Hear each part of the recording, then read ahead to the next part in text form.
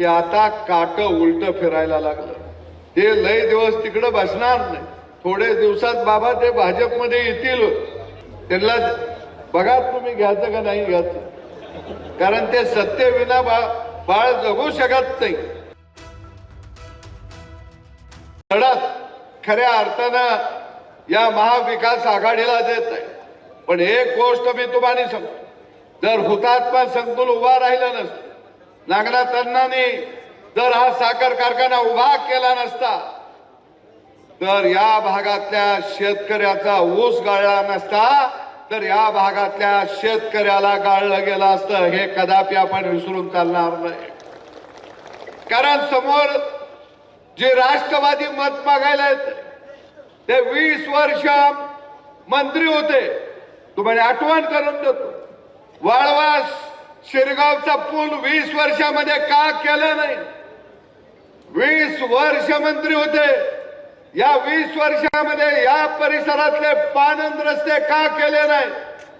या परिसरातल्या पाणी योजना का केल्या नाही? कारण त्यांना विकास करायचा नाही, तर त्यांना जनता ही गरिबीमध्ये राहिली पाहिजे आणि गुलाम म्हणून आपल्या समोर आली पाहिजे, ही भावना ठेवून 20 वर्ष काम केला। पण भावांनो, तुम्हाला मी सांगतो की आता काट उलट फिरायला लागलं। ते लय दिवस तिकडे बसणार नाही, थोडे दिवसात बाबा ते भाजपमध्ये येतील। त्यांना बघा तुम्ही घ्यायचं का नाही घ्यायचं, कारण ते सत्य विना बाळ जगू शकत नाही।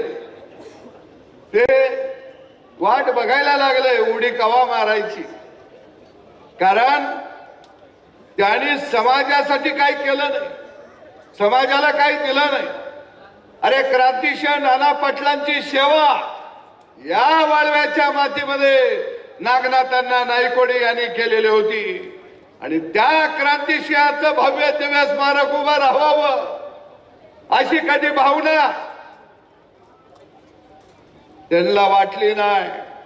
एवढंच काय, क्रांतिसिंह नाना पाटील अन्न तंत्रज्ञान महाविद्यालय वाघवाडीला देवेंद्र फडणवीस यांनी 2018ला मंजूर केलं, पण सरकार गेल्यानंतर या पट्ट्यानं काशीगावच्या त्याला एक दमडी सुद्धा दिली नाही। ते कॉलेज बंद कसं पडेल हा विचार केला।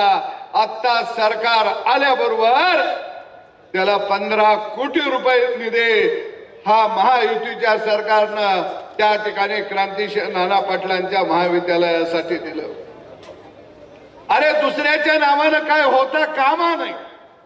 अरे क्रांतिसिंह नाना पाटील हा हिमालयाच्या उंचीचा माणूस, एवढं मोठं व्यक्तिमत्व, मग त्यांच्या नावानं जर एखादं कृषी महाविद्यालय होत असेल, त्यांचा भव्य दिव्य पुतळा आणि स्मारक होत असेल, तर तुम्ही 20 वर्षामध्ये का केलं नाही? सरकार आल्यावर तुम्ही वाघवाडी फाट्यावरचं काम का थांबवलं? याचं उत्तर तुम्हाला जनतेला द्यावं लागेल।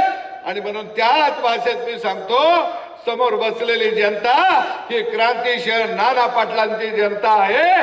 तुमच्या पायात या निवडणुकीमध्ये पत्र्या ठोकल्याशिवाय राहणार नाही, हे तुम्ही ध्यानात ठेवा।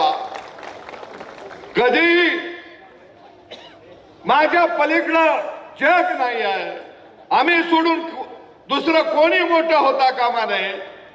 आणि म्हणून या सगळ्या परिसरातल्या जनतेला मी सांगतो, नागनाथांना नाईकोडी अण्णांनी जे हा जो हुतात्मा साखर कारखान्याचा जो वटवृक्ष लावला,